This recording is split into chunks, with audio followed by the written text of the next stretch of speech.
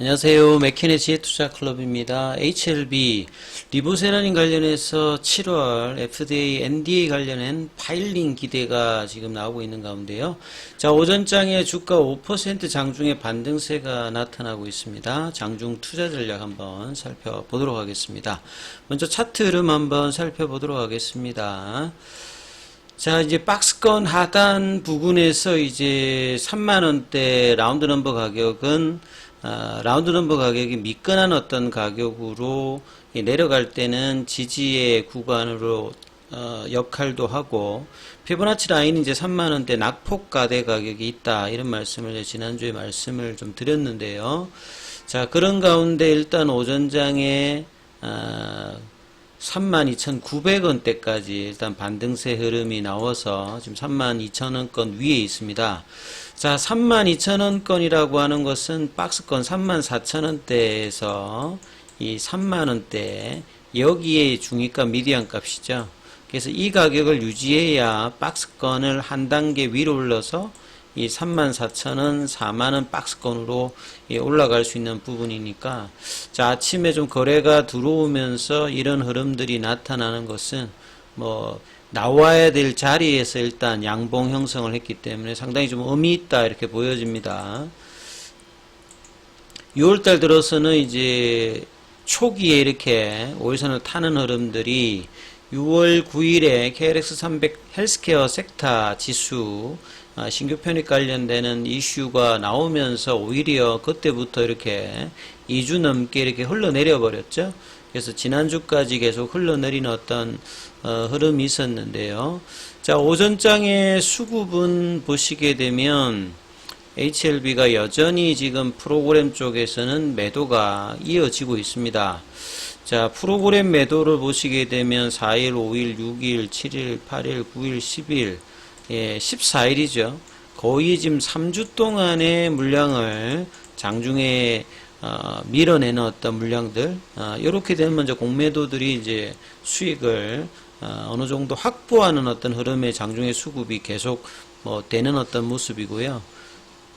거래원 순간 거래량에서 좀 체크를 해보면 일단 양봉이 형성되고 있는데, 보통 양봉이 형성될 때 JP 모간 쪽이라든지 이런 쪽에 이제 매수가 들어올 때 쇼커버링이 되든 아니면 이제 이익을 어느 정도 확보할 때 하든 이런 모습인데, 지난주에는 이제 모건 스탠리 쪽에서 계속 좀 매도가 나왔는데, 오늘은 이제 골드만삭스 쪽에서 매도가 나오고 있습니다. 그래서 이 외국인 창구 쪽에서 이렇게 돌아가면서 물량을 계속 좀 때리는 모습들이 이번 주에도 월요일부터 좀 나오고 있는데요.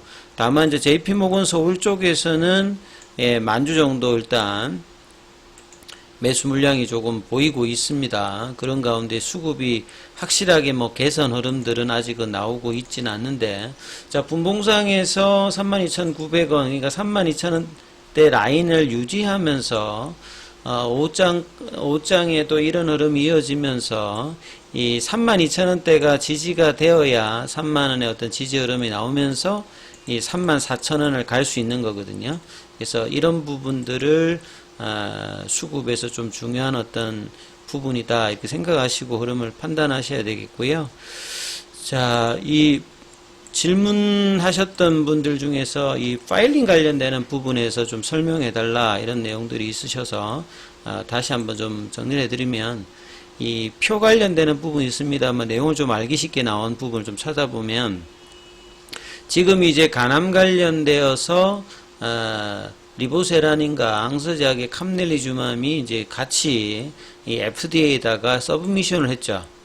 5월 17일에 이제 엘레바 테라페틱스의 이 리보세라닌 관련되는 부분이 이제 신청이 됐다는 확인이 되고, 그 이후에 이제 항서제약의 이제 캄넬리주맘이 각각 따로 이제 제출을 하는 것을 이제 서브미션이라고 합니다. 그러면 서브미션 하면 다 끝나는 게 아니라 이제 1년의 과정이 쭉 있는데요.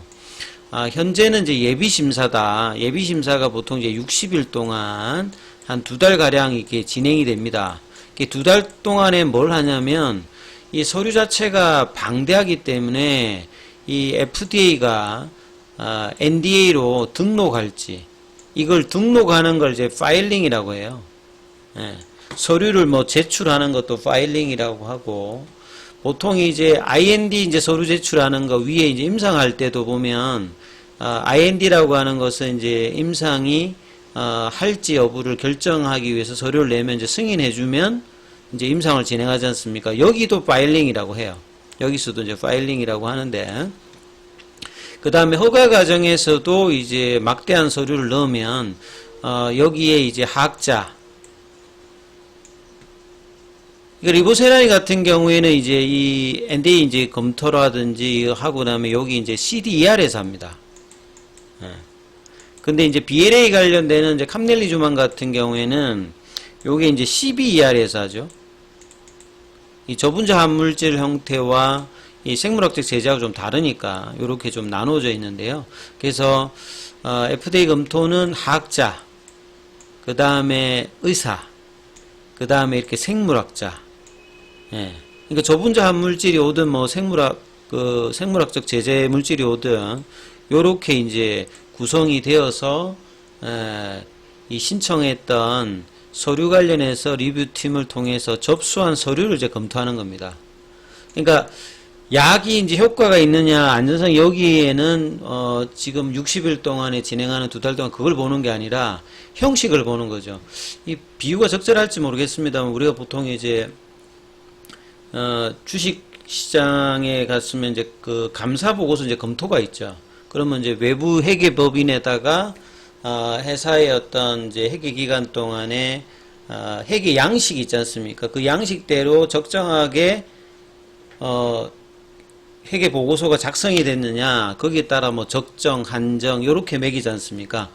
그 감사 보고서가 승인됐다는 말하고 회사가 좋다는 거하고는 직접적인 관계가 없거든요. 이게 절차상으로 문제가 있었느냐 없었느냐 요걸 이제 감사 보고서에 하듯이 요 FDA 이제 검토 이 과정에서는 약효라든지 안정성 승인이 높겠다 이걸 보는 게 아니라 60일 동안에는 이 서류를 그냥 검토하는 거예요. 빠진 서류가 있느냐 그리고 우리가 내라고 하는 서류의 어떤 그 양식들을 다 이렇게 제출했느냐 그걸 이제 60일 동안 쭉 보는 거죠. 왜냐하면 FDA에 뭐 1년에 검토하는 부분이 어마어마한 어떤 양이 있기 때문에 자 이런 부분들을 이제 전자문서화 시켜가지고 이제 제출을 하게 요즘은 보통 이제 그렇게 하니까 그걸 가지고 60일 동안에 이렇게 검토를 한단 말이죠. 그래서 여기에서 검토 결과 되어야 이제 파일링으로 넘어가거든요. 이제 본심사로 넘어가거든요. 여기서 이제 당신들이 뭐가 좀 빠졌어요 뭐 이러면 여기 이제 리퓨즈가 있어요. 리퓨즈 뭐 리퓨즈가 나오면 이제 그 파일링으로 못 넘어간다 이 말이죠. 뭐 서류가 뭐 빠졌어요 그러면 이제 스폰서한테 이야기를 하든지 하는데 보통 이제 이게 그 본심사로 넘어가는 여부를 별도로 이렇게 공지를 하진 않습니다. 예. 그러니까 홀드가 안 뜨면 홀드란 말은 다음 단계로 못 넘어가고 이제 홀딩하는 거죠. 그러니까 홀딩해 놓고 야 이거 좀 빠졌어 다시 좀 내 이렇게 요거만 안 뜨면 이렇게 넘어가는 거예요. 보통 이제 NDA 절차에서 요 과정에서 이제 문제가 되느냐 안 되느냐 뭐 이 부분에 대해서도 뭐 제가 기사를 좀 찾아보니까 이 트렌드 인 refusal to file 그러니까 파일링 관련되는 부분에 거절 관련되는 FDA 그래가지고 뭐 임팩트 온 드럭 약물 발전 과정에서 이 부분들이 좀 이제 보시게 되면 1년 단위도 refusal filing 관련되는 숫자가 요거 이제 과거 사례인데 2000년 초반에 되게 많았다 이거죠 이게.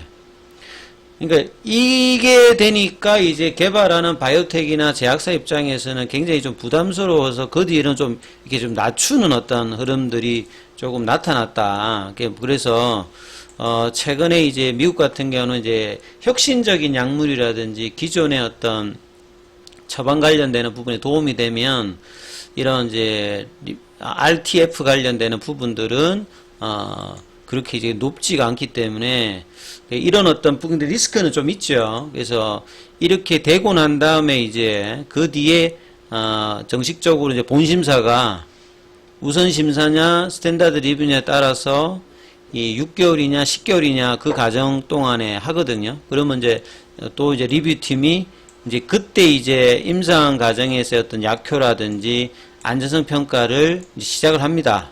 예, 임상을 이렇게 해서 결과를 냈는데 그게 진짜 맞는지 어세스먼트를 하는 거죠.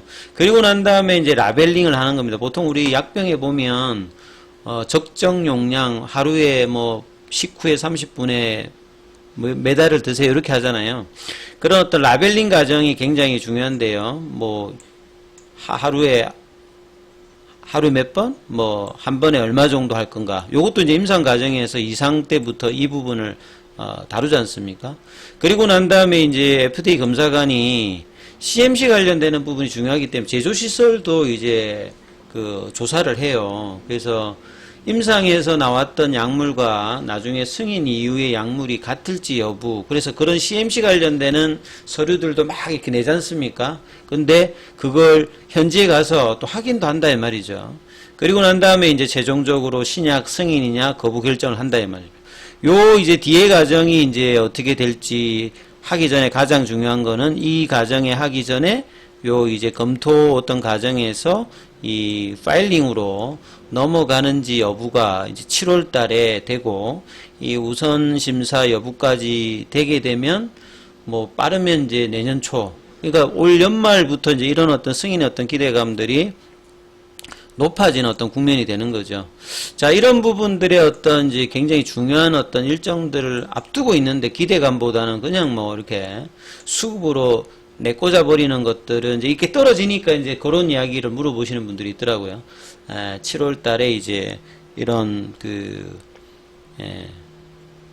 리퓨저 투 파일링 관련되는 부분에 어떤 뭐 좀 리스크한 게 있냐는데 그거는 뭐 아무도 모르죠. 그러니까 최근에 어떤 흐름들 자체는 그 부분이 과거보다는 이제 떨어져 있는 상태니까 오히려 좀 기대가 주가에 반영돼야 되는데 오히려 반대로 좀 가기 때문에 굉장히 좀 안타까운 어떤 흐름으로 주가가 좀 내려왔는데, 자, 이 3만원대 뭐 요 가격은 장기적으로도 당장에 가든 안 가든 뭐 이렇게 매수존으로 이제 해당되는 어떤 가격이다. 왜냐면 월봉상으로 이제 장기 박스권에 이제 하단 국면에 들어오는 거거든요.